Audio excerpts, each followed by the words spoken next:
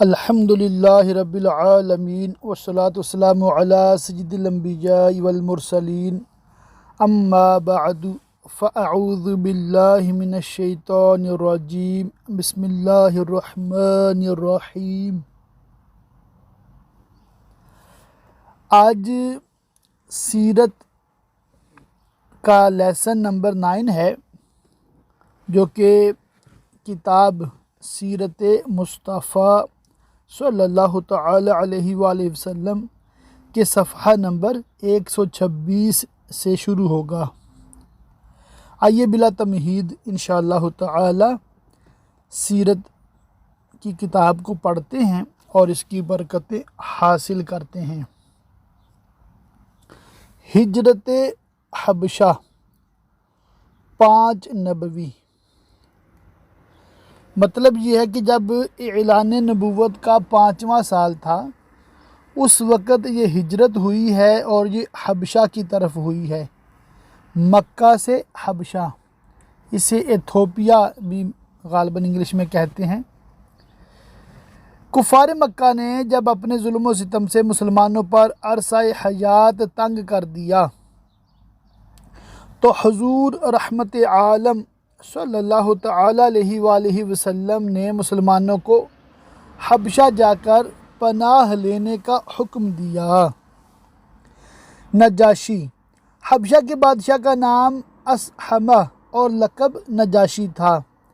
عیسائی دین کا پابند تھا، مگر بہت ہی انصاف پسند اور رحم دل تھا، اور تورات و انجیل وغیرہ آسمانی کتابوں کا بہت ہی ماہر عالم تھا۔ اعلان نبوت کے 5ویں سال رجب کے مہینے میں 11 مرد اور 4 عورتوں نے حبشہ کی جانب ہجرت کی۔ ان مہاجرین کرام کے مقدس نام حسب ذیل ہیں۔ نمبر 1 اور 2، حضرت عثمان غنی رضی اللہ تعالیٰ عنہ اپنی بیوی حضرت بی بی رقیہ رضی اللہ تعالیٰ عنہا کے ساتھ، جو حضور صلی اللہ تعالی علیہ وآلہ وسلم کی صاحب زادی ہیں۔ نمبر 3 4، حضرت ابو حذیفہ رضی اللہ تعالیٰ عنہ اپنی بیوی حضرت سہلہ بنت سہیل رضی اللہ تعالیٰ عنہا کے ساتھ۔ 5 6، حضرت ابو سلمہ رضی اللہ تعالیٰ عنہ اپنی اہلیہ حضرت ام سلمہ رضی اللہ تعالیٰ عنہا کے ساتھ۔ 7 8، حضرت عامر بن ربیعہ رضی اللہ تعالیٰ عنہ اپنی زوجہ حضرت لیلہ بنت ابی حشمہ رضی اللہ تعالیٰ عنہا کے ساتھ۔ نمبر 9، حضرت زبیر بن العوام رضی اللہ تعالیٰ عنہ۔ نمبر 10، حضرت مصعب بن عمیر رضی اللہ تعالیٰ عنہ۔ نمبر 11، حضرت عبد الرحمن بن عوف رضی اللہ تعالیٰ عنہ۔ نمبر 12، حضرت عثمان بن مظعون رضی اللہ تعالیٰ عنہ۔ نمبر 13، حضرت ابو صبرہ بن ابی رحم یا حاطب بن عمر رضی اللہ تعالیٰ عنہما۔ 14، حضرت سہیل بن بیضہ رضی اللہ تعالیٰ عنہ۔ 15، حضرت عبداللہ بن مسعود رضی اللہ تعالیٰ عنہ۔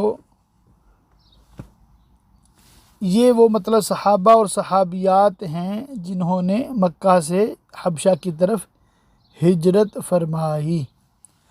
کفار مکہ کو جب ان لوگوں کی ہجرت کا پتہ چلا تو ان ظالموں نے ان لوگوں کی گرفتاری کے لیے ان کا تعاقب کیا، لیکن یہ لوگ کشتی پر سوار ہو کر روانہ ہو چکے تھے، اس لیے کفار ناکام واپس لوٹے۔ یہ مہاجرین کا قافلہ حبشہ کی سرزمین میں اتر کر امن و امان کے ساتھ خدا کی عبادت میں مصروف ہو گیا۔ چند دنوں کے بعد ناگہاں یہ خبر پھیل گئی کہ کفار مکہ مسلمان ہو گئے۔ یہ خبر سن کر چند لوگ حبشہ سے مکہ لوٹ آئے، مگر یہاں آ کر پتہ چلا کہ یہ خبر غلط تھی۔ چنانچہ بعض لوگ تو پھر حبشہ چلے گئے، مگر کچھ لوگ مکہ میں روپوش ہو کر رہنے لگے۔ لیکن کفار مکہ نے ان لوگوں کو ڈھونڈ نکالا اور ان لوگوں پر پہلے سے بھی زیادہ ظلم ڈھانے لگے، تو حضور صلی اللہ تعالی علیہ وآلہ وسلم نے پھر لوگوں کو حبشہ چلے جانے کا حکم دیا، چنانچہ حبشہ سے واپس آنے والے اور ان کے ساتھ دوسرے مظلوم مسلمان کل 83 مرد اور 18 عورتوں نے 18 عورتوں نے حبشہ کی جانب ہجرت کی۔ کفار کا سفیر نجاشی کے دربار میں۔ تمام مہاجرین نہایت امن و سکون کے ساتھ حبشہ میں رہنے لگے، مگر کفار مکہ کو کب گوارا ہو سکتا تھا کہ فرزندان توحید کہیں امن و چین کے ساتھ رہ سکیں۔ ان ظالموں نے کچھ تحائف کے ساتھ عمرو بن العاص اور عمارہ بن ولید کو بادشاہ حبشہ کے دربار میں اپنا سفیر بنا کر بھیجا۔ ان دونوں نے نجاشی کے دربار میں پہنچ کر تحفوں کا نذرانہ پیش کیا اور بادشاہ کو سجدہ کر کے یہ فریاد کرنے لگے کہ اے بادشاہ، ہمارے کچھ مجرم مکہ سے بھاگ کر آپ کے ملک میں پناہ گزین ہو گئے ہیں، آپ ہمارے ان مجرموں کو ہمارے حوالہ کر دیجئے۔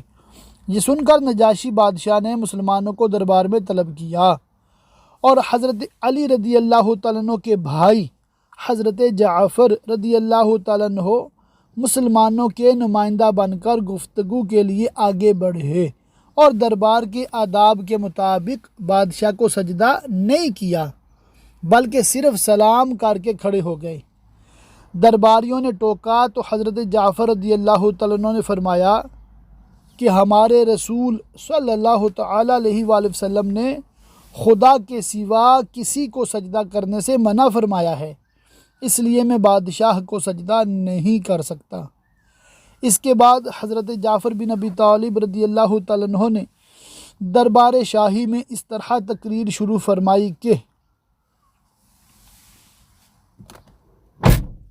اے بادشاہ، ہم لوگ ایک جاہل قوم تھے، شرک و بت پرستی کرتے تھے، لوٹ مار، چوری، ڈکیتی، ظلم و ستم اور طرح طرح کی بدکاریوں اور بدعمالیوں میں مبتلا تھے۔ اللہ تعالیٰ نے ہماری قوم میں ایک شخص کو اپنا رسول بنا کر بھیجا جس کے حسب و نسب اور صدق و دیانت کو ہم پہلے سے جانتے تھے۔ اس رسول نے ہم کو شرک و بت پرستی سے روک دیا اور صرف ایک خدائے واحد کی عبادت کا حکم دیا اور ہر قسم کے ظلم و ستم اور تمام برائیوں اور بدکاریوں سے ہم کو منع کیا۔ ہم اس رسول پر ایمان لائے اور شرک و بت پرستی چھوڑ کر تمام برے کاموں سے تائب ہو گئے۔ بس یہی ہمارا گناہ ہے جس پر ہماری قوم ہماری جان کی دشمن ہو گئی، اور ان لوگوں نے ہمیں اتنا ستایا کہ ہم اپنے وطن کو خیر باد کہہ کر آپ کی سلطنت کے زیر سایہ پرامن زندگی بسر کر رہے ہیں۔ اب یہ لوگ ہمیں مجبور کر رہے ہیں کہ ہم پھر اسی پرانی گمراہی میں واپس لوٹ جائیں۔ حضرت جعفر رضی اللہ تعالیٰ عنہ کی تقریر سے نجاشی بادشاہ بے حد متاثر ہوا۔ یہ دیکھ کر کفار مکہ کے سفیر عمرو بن العاص نے اپنے ترکش کا آخری تیر بھی پھینک دیا اور کہا کہ بادشاہ، یہ مسلمان لوگ آپ کے نبی حضرت عیسیٰ علیہ السلام کے بارے میں کچھ دوسرا ہی اعتقاد رکھتے ہیں جو آپ کی عقیدہ کے بالکل ہی خلاف ہے۔ یہ سن کر نجاشی بادشاہ نے حضرت جعفر رضی اللہ تعالیٰ عنہ سے اس بارے میں سوال کیا تو آپ نے سورہ مریم کی تلاوت فرمائی۔ کلام ربانی کی تاثیر سے نجاشی بادشاہ کے قلب پر اتنا گہرا اثر پڑا کہ اس پر رقت طاری ہو گئی اور اس کی آنکھوں سے آنسو جاری ہو گئے۔ حضرت جعفر رضی اللہ تعالیٰ عنہ نے فرمایا کہ ہمارے رسول صلی اللہ تعالیٰ علیہ وآلہ وسلم نے ہم کو یہی بتایا ہے کہ حضرت عیسیٰ علیہ السلام خدا کے بندے اور اس کے رسول ہیں، جو کنواری مریم رضی اللہ تعالیٰ عنہ کے شکم مبارک سے بغیر باپ کے خدا کی قدرت کا نشان بن کر پیدا ہوئے۔ نجاشی بادشاہ نے بڑے غور سے حضرت جعفر رضی اللہ تعالیٰ عنہ کی تقریر کو سنا اور یہ کہا کہ بلا شبہ انجیل اور قرآن دونوں ایک ہی آفتاب ہدایت کے دو نور ہیں، اور یقیناً حضرت عیسیٰ علیہ السلام خدا کے بندے اور اس کے رسول ہیں، اور میں گواہی دیتا ہوں کہ بے شک حضرت محمد صلی اللہ تعالی علیہ وآلہ وسلم خدا کے وہی رسول ہیں جن کی بشارت حضرت عیسیٰ علیہ السلام نے انجیل میں دی ہے، اور اگر میں دستور سلطنت کے مطابق تخت شاہی پر رہنے کا پابند نہ ہوتا تو میں خود مکہ جا کر رسول اکرم صلی اللہ تعالی علیہ وآلہ وسلم کی جوتیاں سیدھی کرتا اور ان کے قدم دھوتا۔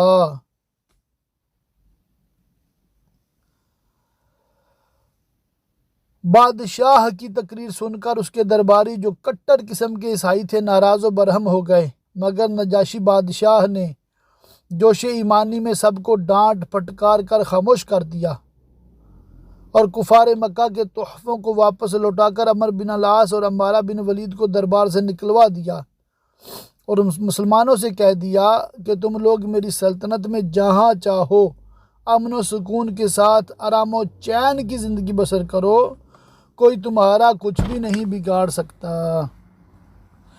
واضح رہے کہ نجاشی بادشاہ مسلمان ہو گیا تھا، چنانچہ اس کے انتقال پر حضور صلی اللہ تعالی علیہ وآلہ وسلم نے مدینہ منورہ میں اس کی نماز جنازہ پڑھی۔ حالانکہ نجاشی بادشاہ کا انتقال حبشہ میں ہوا تھا اور وہ حبشہ ہی میں مدفون بھی ہوئے، مگر حضور صلی اللہ علیہ وآلہ وسلم نے غائبانہ ان کی نماز جنازہ پڑھ کر ان کے لیے دعائے مغفرت فرمائی۔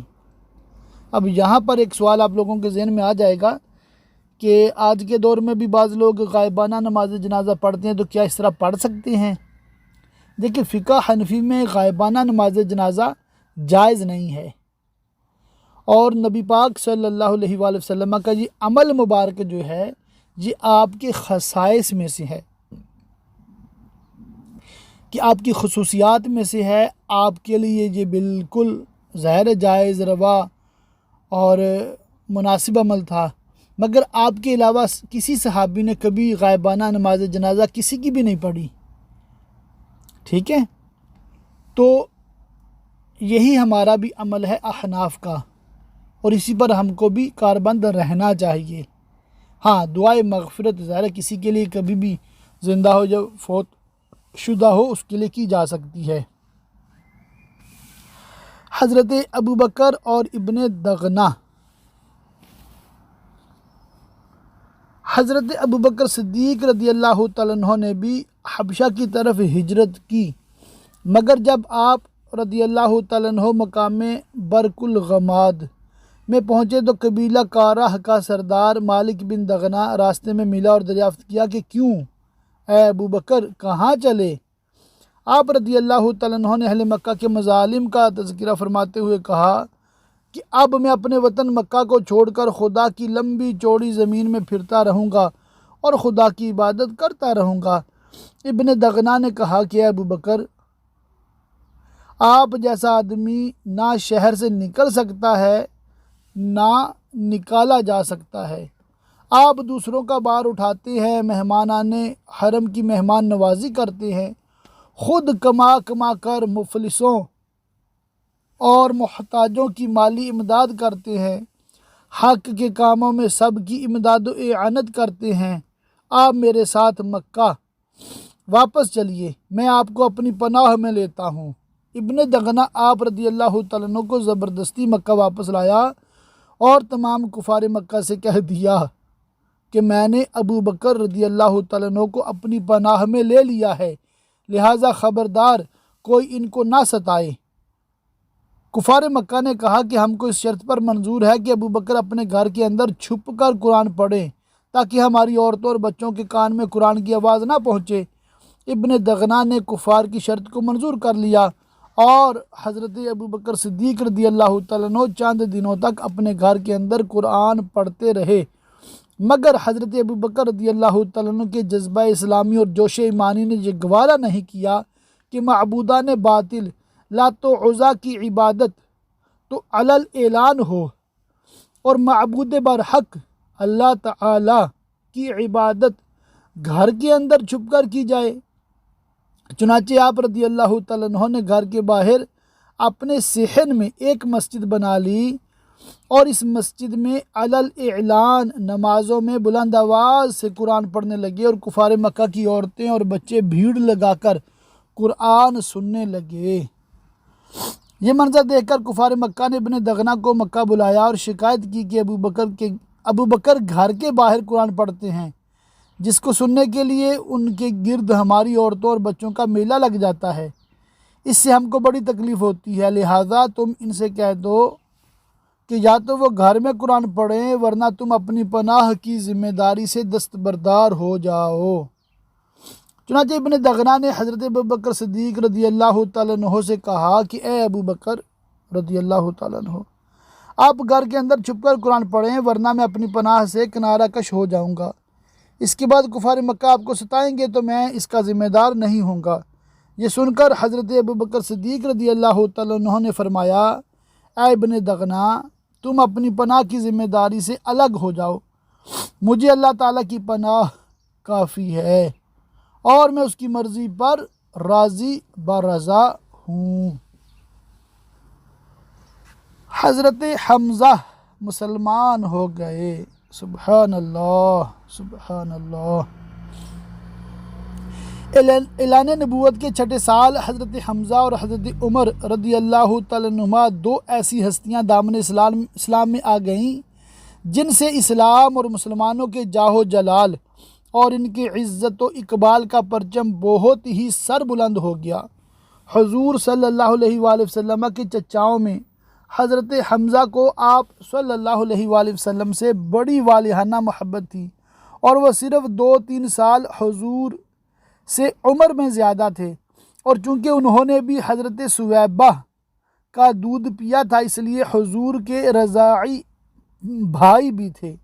حضرت حمزہ رضی اللہ تعالیٰ عنہ بہت ہی طاقتور اور بہادر تھے اور شکار کے بہت ہی شوقین تھے۔ روزانہ صبح سویرے تیر کمان لے کر گھر سے نکل جاتے اور شام کو شکار سے واپس لوٹ کر حرم میں جاتے، خانہ کعبہ کا طواف کرتے اور قریش کے سرداروں کی مجلس میں کچھ دیر بیٹھا کرتے تھے۔ ایک دن حسب معمول شکار سے واپس لوٹے تو ابن جدعان کی لونڈی اور خود ان کی بہن حضرت بی بی صفیہ رضی اللہ تعالی عنہا نے ان کو بتایا کہ آج ابو جہل نے کس طرح تمہارے بھتیجے حضرت محمد صلی اللہ تعالی علیہ وآلہ وسلم کے ساتھ بے ادبی اور گستاخی کی ہے۔ یہ ماجرا سن کر مارے غصے کے حضرت حمزہ رضی اللہ تعالیٰ عنہ کا خون کھولنے لگا۔ ایک دم تیر کمان لیے ہوئے مسجد حرام میں پہنچ گئے اور اپنی کمان سے ابو جہل کے سر پر اس زور سے مارا کہ اس کا سر پھٹ گیا، اور کہا کہ تو میرے بھتیجے کو گالیاں دیتا ہے، تجھے خبر نہیں کہ میں بھی اسی کے دین پر ہوں۔ یہ دیکھ کر قبیلہ بنی مخزوم کے کچھ لوگ ابو جہل کی مدد کے لیے کھڑے ہو گئے، تو ابو جہل نے یہ سوچ کر کہ کہیں بنو ہاشم سے جنگ نہ چھڑ جائے، یہ کہا کہ اے بنی مخزوم، آپ لوگ حمزہ کو چھوڑ دیجئے، واقعی آج میں نے ان کے بھتیجے کو بہت ہی خراب قسم کی گالیاں دی تھیں۔ حضرت حمزہ رضی اللہ تعالیٰ عنہ نے مسلمان ہو جانے کے بعد زور سے ان اشعار کو پڑھنا شروع کر دیا۔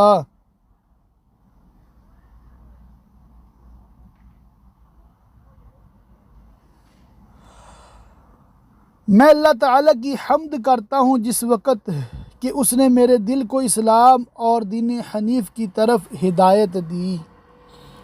جب احکام اسلام کی ہمارے سامنے تلاوت کی جاتی ہے تو باکمال عقل والوں کی آنسو جاری ہو جاتے ہیں، اور خدا کے برگزیدہ احمد صلی اللہ تعالی علیہ وآلہ وسلم ہمارے مقتدا ہیں، تو اے کافرو اپنی باطل بکواس سے ان پر غلبہ مت حاصل کرو۔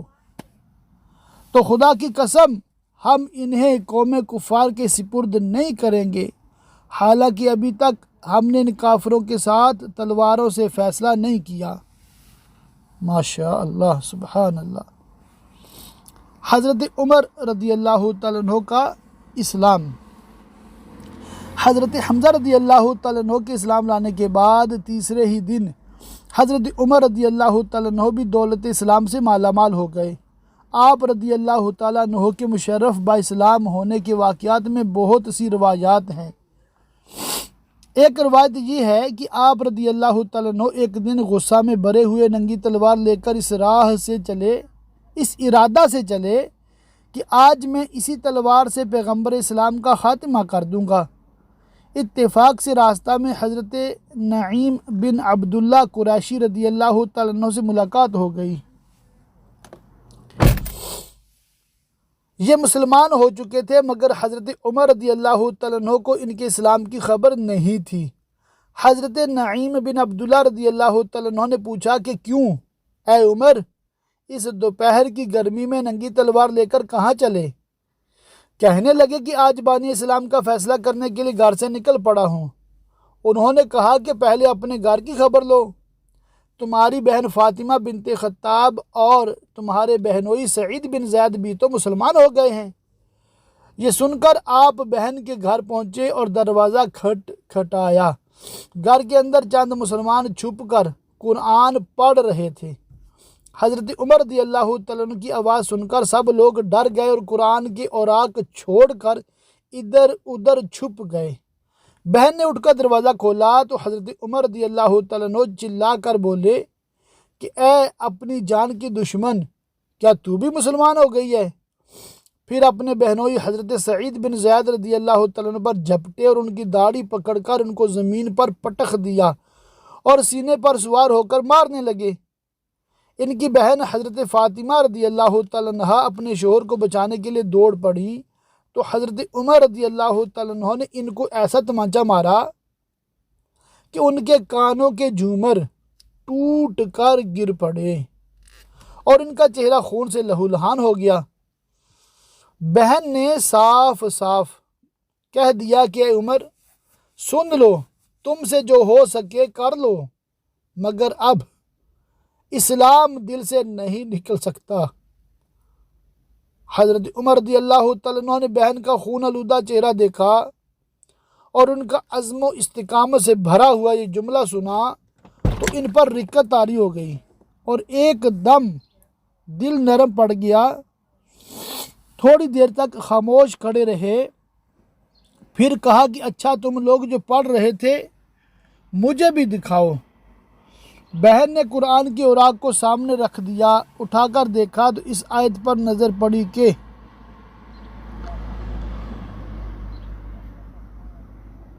سبح للہ ما فی السماوات والارض وہو العزیز الحکیم۔ اللہ کی پاکی بولتا ہے جو کچھ آسمانوں اور زمین میں ہے، وہی عزت و حکمت والا ہے۔ اس آیت کا ایک ایک لفظ صداقت کی تاثیر کا تیر بن کر دل کی گہرائی میں پیوست ہوتا چلا گیا اور جسم کا ایک ایک بال لرزہ بر اندام ہونے لگا۔ جب اس آیت پر پہنچے کہ آمنو باللہ ورسولہ تو بالکل ہی بے قابو ہو گئے اور بے اختیار پکار اٹھے کہ اشہد ان لا الہ الا اللہ واشہد ان محمد رسول اللہ صلی اللہ علیہ وآلہ وسلم۔ یہ وہ وقت تھا کہ حضور اکرم صلی اللہ علیہ وآلہ وسلم حضرت ارقم بن ابو ارقم رضی اللہ تعالیٰ عنہ کے مکان میں مقیم تھے۔ حضرت عمر رضی اللہ تعالیٰ عنہ بہن کے گھر سے نکلے اور سیدھے حضرت ارقم رضی اللہ تعالیٰ عنہ کے مکان پر پہنچے تو دروازہ بند پایا، کنڈی بجائی، اندر کے لوگوں نے دروازہ کی جھوری سے جھانک کر دیکھا تو حضرت عمر رضی اللہ تعالیٰ عنہ ننگی تلوار لیے کھڑے تھے۔ لوگ گھبرا گئے اور کسی میں دروازہ کھولنے کی ہمت نہیں ہوئی، مگر حضرت حمزہ رضی اللہ تعالیٰ عنہ نے بلند آواز سے فرمایا کہ دروازہ کھول دو اور اندر آنے دو، اگر نیک نیتی کے ساتھ آیا ہے تو اس کا خیر مقدم کیا جائے گا، ورنہ اسی کی تلوار سے اس کی گردن اڑا دی جائے گی۔ حضرت عمر رضی اللہ تعالیٰ عنہ نے اندر قدم رکھا تو حضور صلی اللہ علیہ وآلہ وسلم نے خود آگے بڑھ کر حضرت عمر رضی اللہ تعالیٰ عنہ کا بازو پکڑا اور فرمایا، اے خطاب کے بیٹے، تو مسلمان ہو جا، آخر تو کب تک مجھ سے لڑتا رہے گا؟ حضرت عمر رضی اللہ تعالیٰ عنہ نے بآواز بلند کلمہ پڑھا۔ حضور صلی اللہ علیہ وآلہ وسلم نے مارے خوشی کے نعرہ تکبیر بلند فرمایا اور تمام حاضرین نے اس زور سے اللہ اکبر کا نعرہ مارا کہ مکہ کی پہاڑیاں گونج اٹھیں۔ نعرہ تکبیر، اللہ اکبر، سبحان اللہ سبحان اللہ۔ کیا شان ہے سیدنا عمر فاروق اعظم رضی اللہ تعالیٰ عنہ کی، واہ۔ پھر حضرت عمر رضی اللہ تعالیٰ عنہ کہنے لگے کہ یا رسول اللہ صلی اللہ تعالیٰ علیہ وآلہ وسلم، یہ چھپ چھپ کر خدا کی عبادت کرنے کے کیا معنی؟ اٹھیے، ہم کعبہ میں چل کر علل اعلان خدا کی عبادت کریں گے، اور خدا کی قسم میں کفر کی حالت میں جن مجلسوں میں بیٹھ کر اسلام کی مخالفت کرتا رہا ہوں، اب ان تمام مجالس میں اپنے اسلام کا اعلان کروں گا۔ پھر حضور صلی اللہ تعالیٰ علیہ وآلہ وسلم صحابہ کی جماعت کو لے کر 2 قطاروں میں روانہ ہوئے۔ ایک صف کے آگے آگے حضرت حمزہ رضی اللہ تعالیٰ عنہ چل رہے تھے اور دوسری صف کے آگے آگے حضرت عمر رضی اللہ تعالیٰ عنہ تھے۔ اس شان سے مسجد حرام میں داخل ہوئے اور نماز ادا کی، اور حضرت عمر رضی اللہ تعالیٰ عنہ نے حرم کعبہ میں مشرکین کے سامنے اپنے اسلام کا اعلان کیا۔ یہ سنتے ہی ہر طرف سے کفار دوڑ پڑے اور حضرت عمر رضی اللہ تعالیٰ عنہ کو مارنے لگے، اور حضرت عمر رضی اللہ تعالیٰ عنہ بھی ان لوگوں سے لڑنے لگے۔ ایک ہنگامہ برپا ہو گیا۔ اتنے میں حضرت عمر رضی اللہ تعالیٰ عنہ کا ماموں ابو جہل آ گیا۔ اس نے پوچھا کہ یہ ہنگامہ کیسا ہے؟ لوگوں نے بتایا کہ حضرت عمر رضی اللہ تعالیٰ عنہ مسلمان ہو گئے ہیں، اس لیے لوگ برہم ہو کر ان پر حملہ آور ہوئے ہیں۔ یہ سن کر ابو جہل نے حتیم کعبہ میں کھڑے ہو کر اپنی آستین سے اشارہ کر کے اعلان کر دیا کہ میں نے اپنے بھانجے عمر کو پناہ دی۔ ابو جہل کا یہ اعلان سن کر سب لوگ ہٹ گئے۔ حضرت عمر رضی اللہ تعالیٰ عنہ کا بیان ہے کہ اسلام لانے کے بعد میں ہمیشہ کفار کو مارتا اور ان کی مار کھاتا رہا، یہاں تک کہ اللہ تعالیٰ نے اسلام کو غالب فرما دیا۔ حضرت عمر رضی اللہ تعالیٰ عنہ کے مسلمان ہونے کا ایک سبب یہ بھی بتایا گیا ہے کہ خود حضرت عمر رضی اللہ تعالیٰ عنہ فرمایا کرتے تھے کہ میں کفر کی حالت میں قریش کے بتوں کے پاس حاضر تھا، اتنے میں ایک شخص گائے کا ایک بچڑا لے کر آیا اور اس کو بتوں کے نام پر ذبح کیا۔ پھر بڑے زور سے چیخ مار کر کسی نے یہ کہا کہ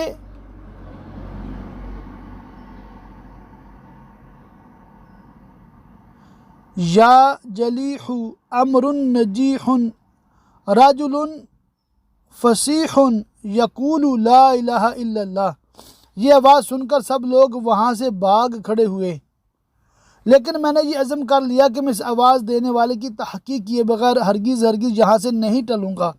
اس کے بعد پھر یہی آواز آئی کہ یا جلیح امر نجیح رجل فصیح یقول لا الہ الا اللہ، یعنی اے کھلی ہوئی دشمنی کرنے والے، ایک کامیابی کی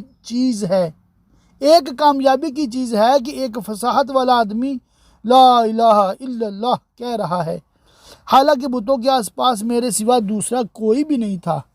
اس کے فوراً ہی بعد حضور صلی اللہ علیہ وآلہ وسلم نے اپنی نبوت کا اعلان فرمایا۔ اس واقعہ سے حضرت عمر رضی اللہ تعالیٰ عنہ بے حد متاثر تھے، اس لیے ان کے اسلام لانے کے اسباب میں سے اس واقعہ کو بھی کچھ نہ کچھ ضرور دخل ہے۔ حضرت عمر رضی اللہ تعالیٰ عنہ کو جب کفار مکہ نے بہت زیادہ ستایا تو عاص بن وائل سہمی نے بھی آپ رضی اللہ تعالیٰ عنہ کو اپنی پناہ میں لے لیا، جو زمانہ جاہلیت میں آپ کا حلیف تھا۔ اس لیے حضرت عمر رضی اللہ تعالیٰ عنہ کفار کی مار دھاڑ سے بچ گئے۔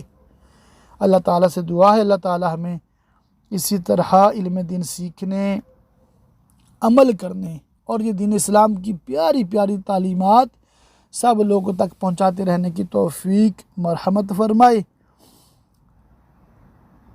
آمین بجاہ النبی الامین وصلی اللہ تعالی علیہ وآلہ وسلم۔ جیسا کہ میں نے عرض کیا تھا، ایک ہفتہ کے لیے لیسن نہیں ہوگا انشاءاللہ تعالی۔ عید اتوار کو ہے، اس کے بعد پورا ہفتہ جو ہے وہ چھٹیاں ہیں، اور اس کے بعد جو پیر شریف آئے گی غالباً 18 جولائی کو تفسیر کا انشاءاللہ تعالی لیسن نمبر 10 آپ لوگوں کو بھیجا جائے گا۔ دعاؤں میں یاد رکھیے گا۔ اللہ تعالیٰ آپ کو مجھے سب مسلمانوں کو عید کی خوشیاں نصیب فرمائے اور دنیا اور آخرت کی بھلائیاں دے، آمین۔